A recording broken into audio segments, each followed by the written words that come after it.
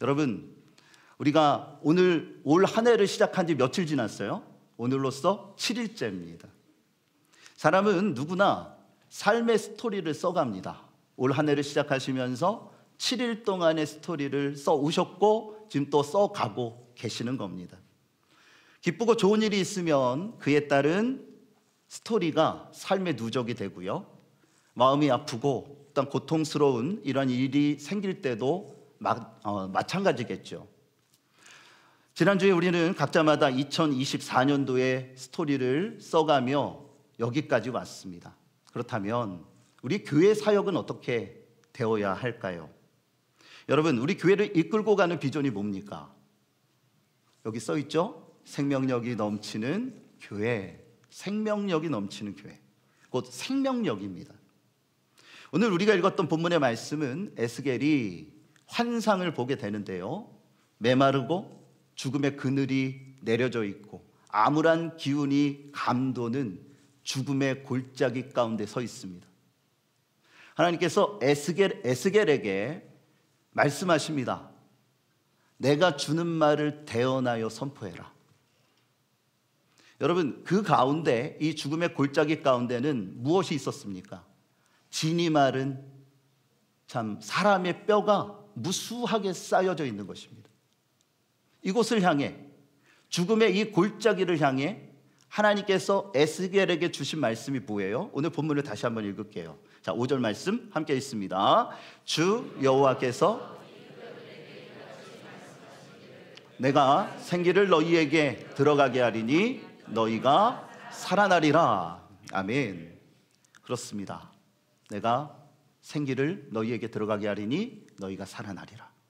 여러분, 요한복음 3장 16절이 뭐예요? 하나님이 세상을 이처럼, 다 같이 해볼게요. 독생자를 주셨으니 누구든지, 자, 오케이. 자, 다 아시죠? 그렇죠? 그러면 우리 오산성직교회 교인들이라면 에스겔 37장 5절 말씀은 암송을 하셔야 돼요. 제가 콕 하고 찌르거나 저랑 눈이 마주치면 예, 내가 생기가 너희에게 들어가게 하리니 너희가 살아나리라. 이 말씀은 우리 교회 비전의 말씀이고 우리가 이 세상 가운데 선포해야 할 사명입니다. 여러분, 어떠한 역사가 일어납니까? 에스겔이 이 말씀을 선포했을 때 그 죽음의 골짜기에 생명의 바람이 붑니다. 흩어져 있었던 뼈들이 자기의 짝을 찾아서 달그닥 달그닥 소리를 내며 뼈가 맞춰지고 그 위에 심줄이 생기고 또한 살이 돋아납니다. 가죽이 덮입니다. 사람의 형상으로 만들어지는 거죠. 그리고 하나님께서 아담을 만드셨을 때의 그 창조의 역사처럼 그 가운데 생기가, 곧 생명력이 그 코와 그의 육신 가운데 불어넣어져서요, 하나님의 강력한 군대가 일어났다라는 거예요. 이 말씀의 배경이 뭡니까? 그때가 포로기의 삶을 살았던 그 시절이에요. 영적으로 암울하고 너무나도 고통과 이루 말할 수 없는 수많은 일들이 저들의 가슴을 부여잡게 만드는 이러한 참 힘들고 어려운 그들의 형편 가운데 하나님께서 이 생명력을 선포하라, 그들을 향하여 하나님의 위대하신 역사를 선포하라고 말씀하신 거예요.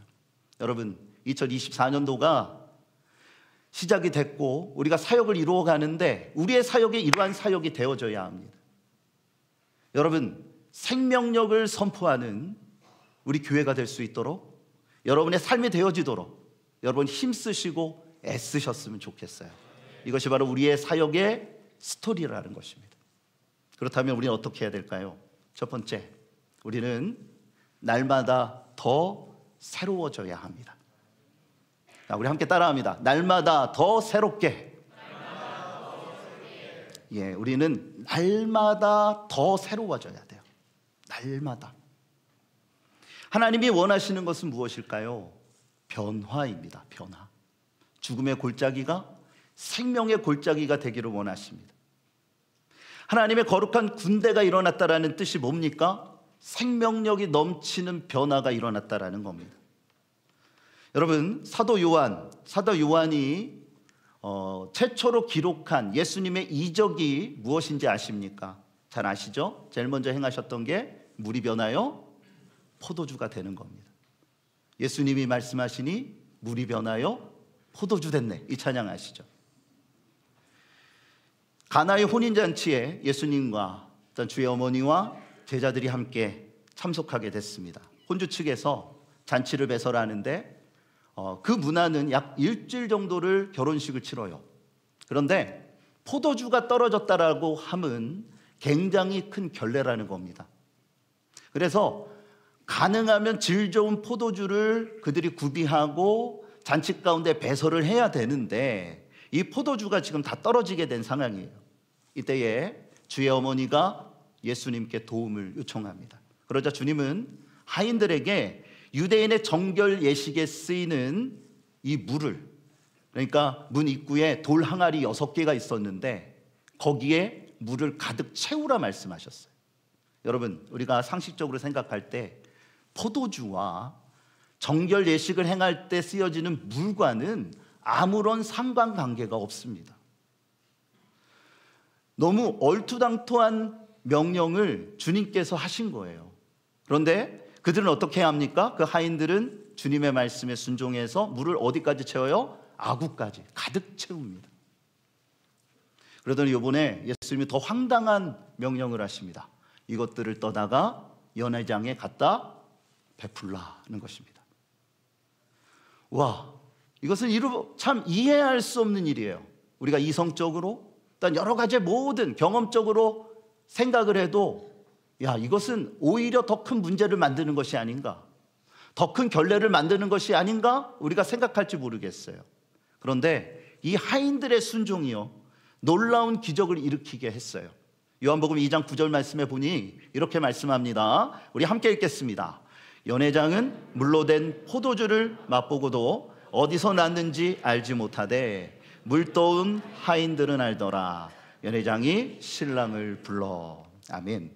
자, 연회장은 이 물이 변하여 포도주가 된 이 참 포도주를 받아 먹고 나서 너무나도 질이 좋은 포도주구나 라는 칭찬을 합니다.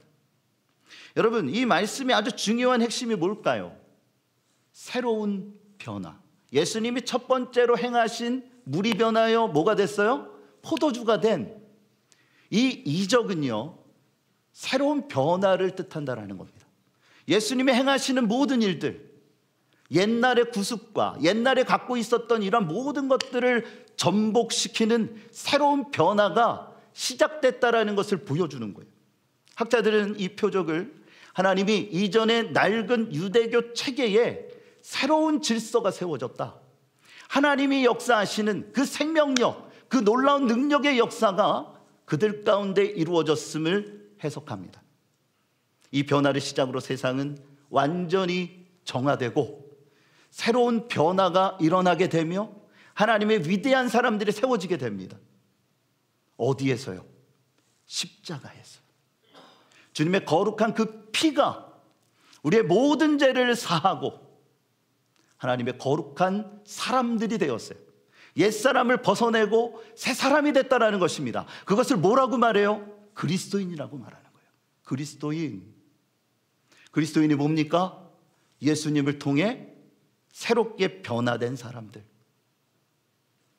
여러분, 그런데 우리는 어떠합니까? 어떠한 생각과 어떠한 마음을 갖고 살아가고 있습니까? 지난주 목요일, 요즘 제가 달력을 자주 봐요. 감사 달력 우리가 하루에 한 번씩 함께 한 마음으로 감사합시다 해서 우리가 생각하고, 송구영 씨 예배 설교를 다시 해야 될 것 같아요. 자, 생각하고 감사하고 기도하고 일단 전진하자. 여러분, 지난주 목요일 감사 내용이 뭐냐면 지난 일을 잊게 해주신 하나님께 감사합니다. 작년의 일을 모두 잊게 하신 하나님께 감사. 처음에 이해가 안 됐어요. 이 달력을 보고, 아니 좋은 일도 있고 뭐 여러 가지 많은 일들이 있는데 이걸 잊어버린다? 이게 무슨 의미일까를 한번 묵상해 봤어요, 혼자. 그런데 그 말이 맞더라고요.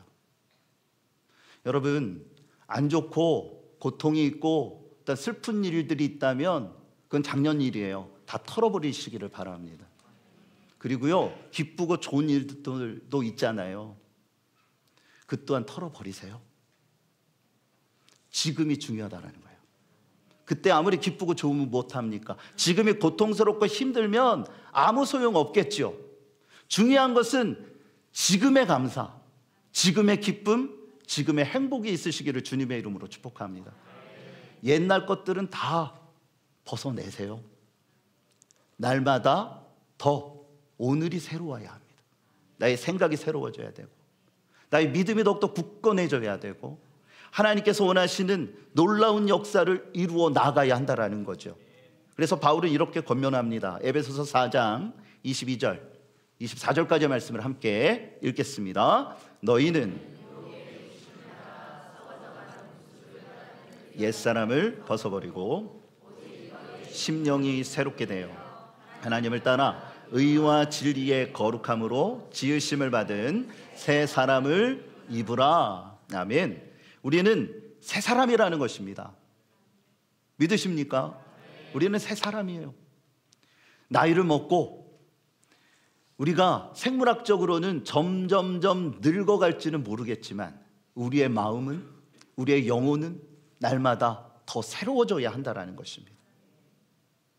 환경과 상황이 변화되는 것을 원하는 것이 인간의 마음입니다. 그래서 우리가 기도할 때도 하나님 이렇게 변화시켜 주십시오, 이렇게 해 주십시오라고 기도할지 모르겠어요.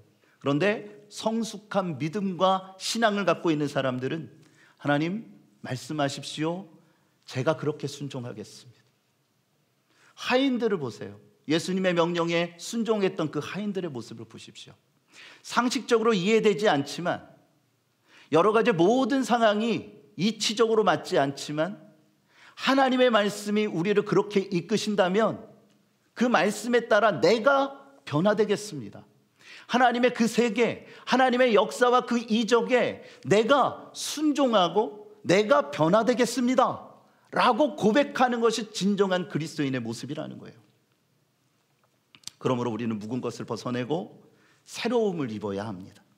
하나님은 에스겔에게 이렇게 말씀하셨어요. 에스겔 11장 19절에서 20절 말씀을 함께 읽습니다. 내가 그들에게 한 마음을 주고 그 속에 새 영을 주며 그 몸속에서 돌 같은 마음을 제거하고 살처럼 부드러운 마음을 주어 내 율례를 따르며 내 규례를 지켜 행하게 하리니 그들은 내 백성이 되고 나는 그들의 하나님이 되리라. 아멘.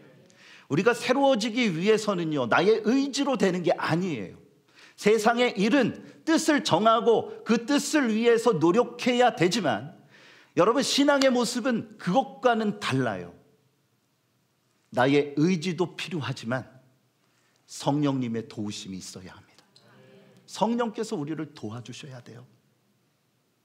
성령 안에서 우리는 날마다 더 새로워져야 한다는 것입니다. 성령님을 의지하십시오.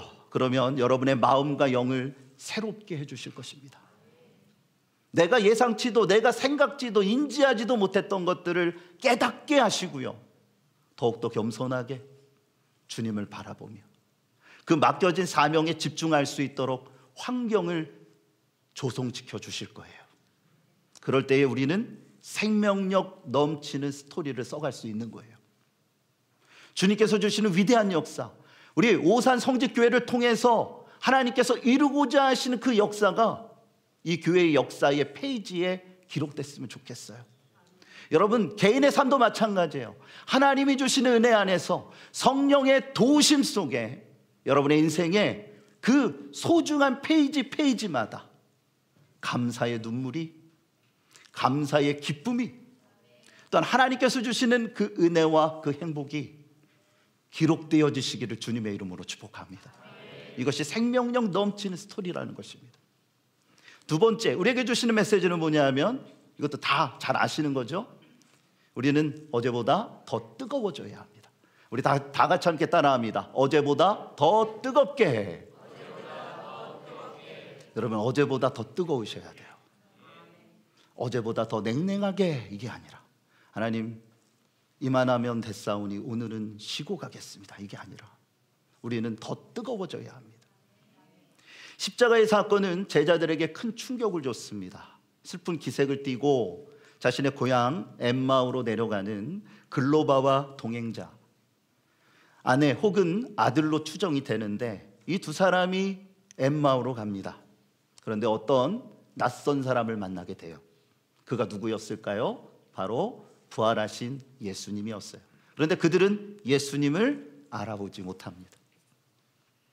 주님께서 그들의 대화에 동참하시고 지금 예루살렘에서 벌어진 그 소문과 그 소식, 이러한 이야기들에 대한 부분을 들으시면서 그들을 향해 설명하십니다. 왜 메시아가 이 땅에 오셨고 십자가에 달려 죽으시는가, 예수님이 부활하시는가에 대한 이 부분을 그 당시는 구약 성경밖에 없었어요. 그 구약 성경에 나온 예언의 말씀들을 하나하나 들으시면서 설명해 주시는 거예요.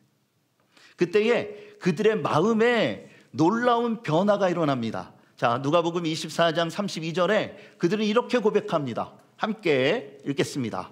그들이 서로 말하되 길에서 우리에게 성경을 풀어주실 때에 우리 속에서 마음이 뜨겁지 아니하더냐 하고. 아멘. 말씀이 그들의 심령을 변화시킵니다. 낙심했어요. 믿음이 없는 게 아니에요. 믿음이 있어요. 여러분, 믿음 있는 사람도 낙심해요. 욥기를 통해서 우리가 알 수 있는 게 뭡니까? 의인도 고난을 당한다라는 거예요. 여러 가지 많은 힘듦과 어려움이 있어요. 그 낙심한 심령 가운데 주님께서 말씀을 주실 때에 뜨거운 마음이 일어납니다. 미지근한 마음이 아니에요. 뜨거운 마음이 일어나는 거예요.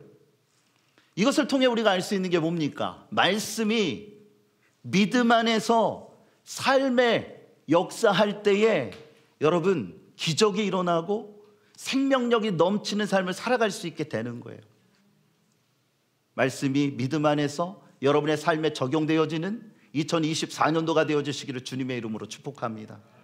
이것이 성경적인 신앙이에요. 말씀을 따라 살아가는 것입니다. 말씀이 인도하는 그 길을 따라서 때로는 이해가 안 되고 때로는 부대낌도 있고 때로는 삶의 버거움이 있다 할지라도 주여 그 말씀에 따라 내가 따라가겠습니다. 이것이 우리의 인생이 되어져야 하고 하나님께서 주시는 은혜 속에 기적을, 놀라운 역사를 누리는 우리의 귀한 모습이 될 수 있다는 것입니다. 그러한 믿음의 사람들은요 언제나 뜨거워요.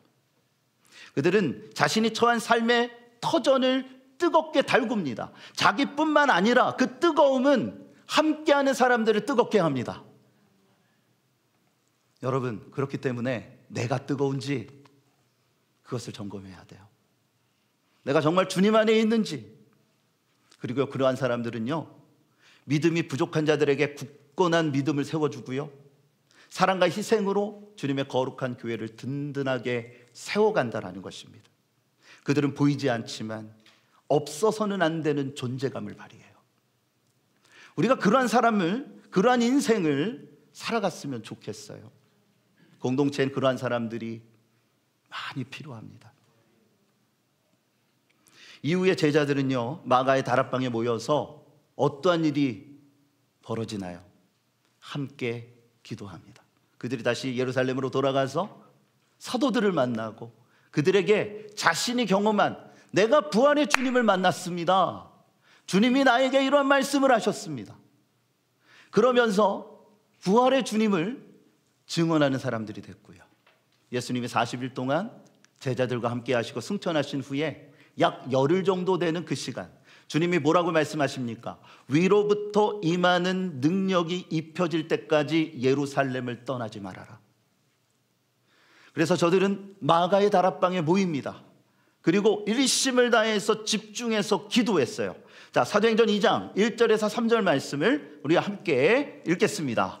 오순절 날이 이미 이름에 그들이 다 같이 한 곳에 모였더니 호련히 하늘로부터 급하고 강한 바람 같은 소리가 있어 그들이 앉은 온 집에 가득하며 마치 불의 혀가 처럼 갈라지는 것들이 보여 각 사람 위에 하나씩 임하여 있더니. 아멘. 자, 여기에서의 포인트가 뭡니까? 그들이 기도를 했는데 기도하기 전에 어떻게 했어요? 모였다라는 것입니다. 모였다. 모이기에 힘썼다. 여러분, 모여서 기도할 때 하나님의 위대한 역사가 나타나는 거예요. 우리 교회가 2024년도 더욱 모이기에 힘썼으면 좋겠어요. 코로나19 때문에 교회가 요즘 열심히 모입시다를 잘 못해요. 말을 해도 우리 교인들의 인식이 바뀌어버려서 오늘은 일이 있으니까 온라인 예배 드리면 되지 라는 생각이 있습니다. 솔직히 부인 못하잖아요. 여러분, 온라인 예배를 제가 부정하거나 그것이 잘못됐다라고 말씀드리는 게 아니에요. 어쩔 수 없이 온라인 예배를 드리시는 분들도 계세요. 온라인 예배를 드리는 모든 분들을 존중하고 또한 축복합니다. 근데 제가 드리고 싶은 말씀은 뭐냐 하면, 여러분, 그럼에도 현장 예배가 더 뜨겁고 현장 예배에 하나님의 역사가 임한다라는 것입니다. 현장 예배에 우리가 함께 모였으면 좋겠어요. 여러분, 새벽 예배 최선을 다해서 모였으면 좋겠어요. 금요 성령 집회 여러분 함께 모여서 기도했으면 좋겠어요. 특히 우리 젊은 분들 애 때문에 안 돼요. 애가 보험입니까? 여러분, 애들과 함께 오세요. 제가 기도하고 담대한 마음으로 여러분께 말씀드리고 권면하는 거예요. 아이들에게 기도하는 부모님의 모습을 보여주세요. 아이들을 붙들고 기도하세요. 누가 기도할 겁니까? 자녀들을 위해서 누가 기도해요? 저도 기도하지만 우리 교우들도 기도하지만 가장 절실하게 기도할 수 있는 사람들은 부모님이에요. 나중에 후회하지 말고 기도하세요. 함께 와서 기도했으면 좋겠어요. 그리고요, 우리 어르신들도 마찬가지예요. 우리의 사명이 뭡니까? 주님이 부르시는 그날까지 하나님이 나에게 주신 그 건강을 갖고 주님 앞에 나와서 기도하셨으면 좋겠어요. 여러분의 자녀들을 위해서 기도하세요. 여러분의 삶을 위해서 기도하세요. 기도할 때 능력이 나타나는 거예요. 함께 따라합니다. 기도하는 만큼 응답받습니다. 기도하는 만큼 응답받는 거예요. 이건 영적인 진리이고 질서예요. 원리예요. 여러분, 기도하지 않는데 무슨 응답을 바랍니까? 여러분, 마가의 다락방에 모였던 이 120문도는요 정말 생명을 걸고 기도했어요. 생명을 걸고. 그들이 할 일이 없어서입니까? 그 갈급한 마음으로 주님, 이거 아니면 안 됩니다. 도와주셔야만 합니다. 그 뜨거운 열정과 믿음을 갖고 기도해요. 제가 요즘 저희 동역자들, 우리 지방 목사님들이나 제 동기 목사님들이나 이런 분들을 만나요. 그리고 그분들과 함께 대화합니다. 그런데 다들 정말 위기다, 이제 이 위기가 눈으로 확인된다라고 다 말합니다. 첫 번째로 보여지는 게 뭔지 아세요? 교회 학교가 완전히 지금 가라앉고 있어요. 이건 사회적인 현상이기도 하지만 코로나19의 타격도 크고요. 교회들이 지금 집중하고 대처하지 않으면 여러분, 교회 학교가 없다라는 건 교회의 미래가 없다라는 말이에요. 인구가 감소되더라도 여러분, 교회가 주님 안에서 깨어있고 기도하고 최선을 다해서 노력하고 힘쓰면 하나님께서 복 주시고, 교회가 주는 게 아니라 교회로 인하여 사회가 살아나야죠. 그러한 놀라운 능력의 동력이 돼야죠.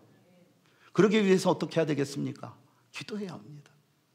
기도 외에는 방법이 없어요. 우리가 10,000시간 중보기도, 이 만보기 운동을 강조하는 이유도 그거예요. 그래, 올 한 해 우리가 40주년을 맞이했어요. 지난번에 날짜를 계산해 잘못해가지고 1년을 저희가 줄였는데, 올해가 40주년이에요. 40주년. 앞으로의 40주년, 그럼 80주년인데 여러분, 80년, 40년 뒤를 한번 생각해 보세요. 아니, 10년 뒤를 생각해 보세요. 우리가 위기를 가져야 돼요. 그리고 믿음 안에서 기도해야 돼요. 무엇보다 교회를 위해서, 또한 여러분의 자녀들을 위해서, 여러분의 삶에 정말 절실한 기도의 제목을 붙들고 우리가 함께 모여서 기도했으면 좋겠어요. 그 기도의 운동이, 그 기도의 갈망이, 그 기도의 뜨거움이 2024년도 여러분 가운데 가득하시기를 주님의 이름으로 축복합니다. 정말 사랑하기에 이 말씀 드리는 거예요. 정말 사랑하게. 제가 목회 편하게 하고 싶으면 이런 말 굳이 왜 합니까? 왜 여러분들에게 부담을 드리는 이 얘기를 합니까? 그런데 영적인 부담감이 있어야 돼요. 영적인 부담감은 우리 가운데 필요해요. 그래야지 하나님의 사명 감당하는 거예요. 우리가 더욱더 깊어졌으면 좋겠습니다. 2024년도 더 성장했으면 좋겠습니다. 우리의 신앙의 레벨이 올라갔으면 좋겠어요. 이 지역 가운데 정말 능력 있는 교회로 소문나고 하나님의 위대한 역사를 나타냈으면 좋겠어요. 여러분, 그러기 위해서 어떻게 해야 합니까? 우리가 깨어 있어야 돼요. 그리고 가급적 긍정적인 말을 하세요. 은혜로운 분위기, 말 한마디로 가라앉히고 찬물을 견디는 건 말이에요. 말. 우리의 생각이에요. 안 된다라고 하면 될까요? 안 될까요? 될 일도 안 돼요. 그런데 정말 하나님이 역사하신다, 우리가 함께 힘써보자, 으쌰으쌰 하면서 믿음 안에서 우리가 권면하고 사랑을 줬으면 좋겠어요. 아니면 입을 꼭 닫는 게 더 본인에게 유익할 것입니다. 할 수 있다. 하나님이 붙들어 주시면 가능하다. 할렐루야. 그러한 하나님의 역사, 그 위대하신 역사를 바라보면서 2024년도 생명력이 넘치는 스토리를 써가는 우리 교회가, 우리 사랑하는 모든 교우들이 되어주시기를 주님의 이름으로 축복합니다.